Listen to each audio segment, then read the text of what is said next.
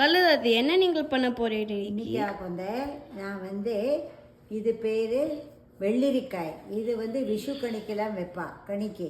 இது நம்மாத்திர காய்ச்ச காய். இதை எடுத்து நான் ஒரு ஆவக்காய் மாதிரி போட்டு உங்களுக்கு காட்ட போகிறேன். இது ரொம்ப டேஸ்ட்டாக இருக்கும். இது எப்படிங்கிறத நான் கட் பண்ணி காட்டுறேன். ஓ, யம்மியா இருக்கும்.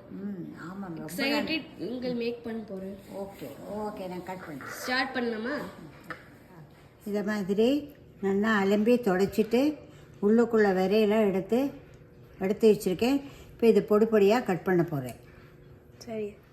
நான் இதே மாதிரி உள்ளுக்குள்ளே விரையெல்லாம் எடுத்து தோலோடு பொடி பொடியாக கட் பண்ணியிருக்கேன். இதால் எனக்கு 5 கப்பு கிடச்சிது. இது 5வது கப்பு. இது 5 கப்புக்கு 1 கப்பு தனி மிளகா பொடி. எல்லாம் டைரெக்டாக போட்டணுமா? அவ்வளோதானே? எல்லாம் டைரெக்டாக. இதே இத்தனை கடுகு பொடி. ஸோ 5 கப்புக்கு 1 கப்பு மிளகா பொடி, கடுகு பொடி. இது நான் கொஞ்சம் இது இந்த சால்ட்டாக இருக்கிறதால கொஞ்சம் உப்பு ஜாஸ்தியாக இருக்குது. அதனால் அந்த 3/4 கப்பு தான் எடுத்துருக்கேன். Pink salt. இதே இதை 1 ஸ்பூனு மஞ்சள் பொடி. இது கலரு கொடுக்கறதுக்கு ப்ளஸ் கிரேவி கிடைக்கும். அதுக்கு வேண்டி இந்த குட்டி கப்பால் 4-5 ஸ்பூன் இருக்கும் தனி காஷ்மீரி சில்லி, கொஞ்சம் பெருங்காயம். இதால்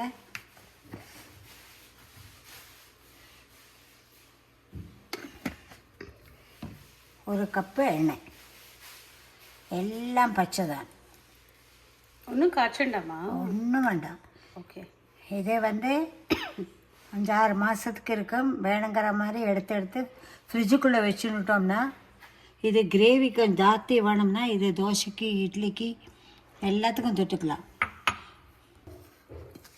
எல்லாமே ஒரு கலக்கணும்.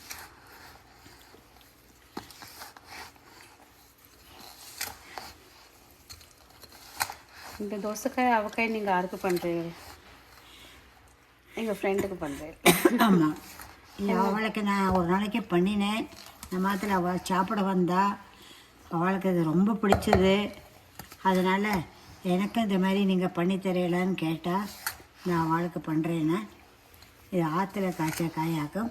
நான் இந்த பூசணிக்காய் வெத்தல் போட்ட வீடியோ இருக்குது. அதில் என் பொண்ணோட தோட்டத்தில் என்னெல்லாம் இருக்குங்கிறத உங்களுக்கு நான் வீடியோ எடுத்திருக்கேன். இந்த பூசணிக்காய் வெத்தலில் அதில் இதில் ஒரு பக்கம் இந்த வெள்ளரிக்காய் காய்ச்சதாக்கும். நான் இப்போ பண்ணினதெல்லாம் வீட்டிலேருந்து பொரிச்ச காயில் எடுத்து தான் நான் பண்ணியிருக்கேன். இது அப்படியே கொஞ்சம் மூடி வச்சா கொஞ்சம் எண்ணெய் விட்டுட்டு வரும்.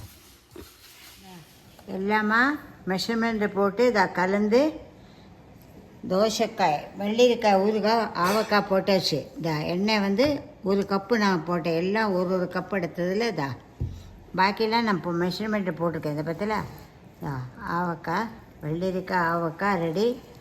டேஸ்ட் பண்ணி பாருங்கோ. நீங்களும் பண்ணி பாருங்கோ. நான் ஆற்றுல காய்ச்சதுனால நிறையா பண்ணியிருக்கேன். ஒரு வெள்ளரிக்காயை எடுத்து எப்படி இப்போ கிண்ணம் நிறைய கஸ்டமர் இருந்ததுனால கிண்ணமாக போட்டேன். நீங்கள் கொஞ்சமாக போட்டு கரண்டியில் போடுங்கோ. 5 கரண்டி. உங்களுக்கு கிரேவி வேணுமானா மிளகாப்பொடி எரியறதுனால காஷ்மீரி சில்லி போட்டால் கொஞ்சம் கிரேவி கிடைக்கும். மெஷர்மெண்ட் எல்லாம் போட்டிருக்கேன். பார்த்து நீங்களும் ட்ரை பண்ணுங்கோ. பாய்.